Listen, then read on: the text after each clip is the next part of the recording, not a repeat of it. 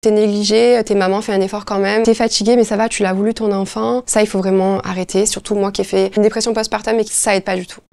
Pendant toute ma grossesse, j'ai été bercée par le fait que la maternité, c'était que du bonheur, que forcément on allait rencontrer l'amour de sa vie au premier regard. Et en fait, c'est pas du tout ce qui s'est passé. J'avais l'impression de pas connaître ma fille, de ne pas ressentir d'amour immédiat pour elle. Je suis tombée en dépression postpartum. On pense que devenir mère, c'est forcément instinctif, qu'on va tout comprendre de son enfant, et pas du tout. C'est comme tout, une relation, ça se construit, notamment avec son enfant. On apprend au fur et à mesure à le connaître, à comprendre ses besoins. Et de le savoir à l'avance m'aurait vachement aidé parce que du coup, je me suis noyée dans cette difficulté-là, à devoir toujours comprendre, à y arriver de suite, et ça m'a épuisée au final. J'ai commencé vraiment à avoir des idées noires, des envies de suicide clairement, parce que en fait je ne voyais aucune solution à ce qui était en train de m'arriver. Je pensais avoir fait une erreur en mettant au monde ma fille. Je pensais du coup être une mauvaise mère, voire ne pas être faite pour être mère du tout. Je regardais la fenêtre en me disant y sauter, ça serait la seule solution. C'est vrai qu'être mère de nos jours c'est très compliqué parce que on reçoit énormément de remarques. Ne te plains pas, la naissance c'est le plus beau moment de ta vie. Pour certaines mamans, on rencontre le bébé, ça se passe hyper bien. Mais il n'y a pas que ça. On a des accouchements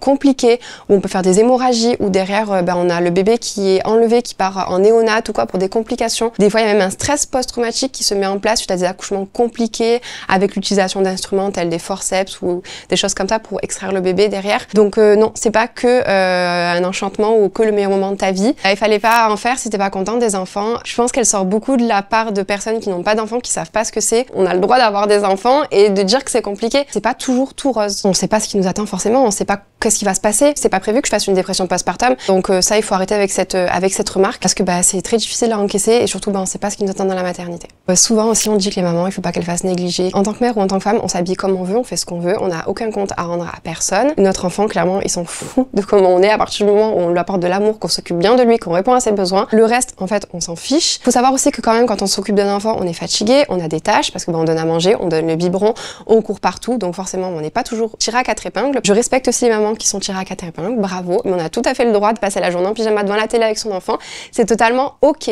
T'as eu une césarienne, ça va, genre c'est l'accouchement facile où tu n'as pas accouché. Ça, c'est un truc qui m'horripile. Je n'ai pas eu de césarienne pour ma part. J'ai beaucoup de personnes qui m'ont parlé de remarques qu'elles ont pu avoir à ce niveau-là. Je trouve ça simplement horrible. Juste pour rappel, la césarienne, c'est un acte chirurgical, donc c'est pas anodin du tout. Et souvent, on l'utilise dans des conditions déjà qui sont un peu compliquées. Et elle a tout autant accouché qu'une maman qui a accouché par voie basse. C'est un accouchement. Il n'y a pas de distinction entre l'un ou l'autre. Elle a sorti son bébé de son corps, donc à partir de ce moment-là, il n'y a pas de débat à avoir. Tes mamans, ça va, l'âge du lest, ça ira mieux, tu auras moins de charge mentale. C'est pas aussi simple à mettre en place. Quand on a un enfant tout petit nourrisson, où il faut être très attentif, on peut avoir de l'hypervigilance maternelle et ça on le contrôle pas. C'est le fait d'être en mode survie en ayant l'impression qu'il va avoir une menace et du coup le corps se met en alerte et va être en fait au-dessus du bébé pour essayer d'anticiper le moindre problème qu'il peut avoir. Un étouffement chez le nouveau-né, la mort subie du nourrisson, et c'est épuisant et ça on ne le contrôle pas, c'est très difficile à vivre. On peut carrément ne plus endormir. Tu es une mauvaise mère si tu travailles, mais alors celle-là, il faut vraiment arrêter de la dire parce qu'une mère déjà si elle travaille, c'est simplement pour subvenir aux besoins de sa famille, à ses besoins et aux besoins de son enfant. Avoir qu'un salaire, c'est un peu compliqué, il faut dire ce qui est. Aussi, on a le droit d'être une maman et d'être une femme qui a envie d'avoir une carrière professionnelle. On va laisser nos enfants, ils vont totalement s'épanouir aussi à côté. Donc il n'y a pas de mauvaise mère en fait qui travaille.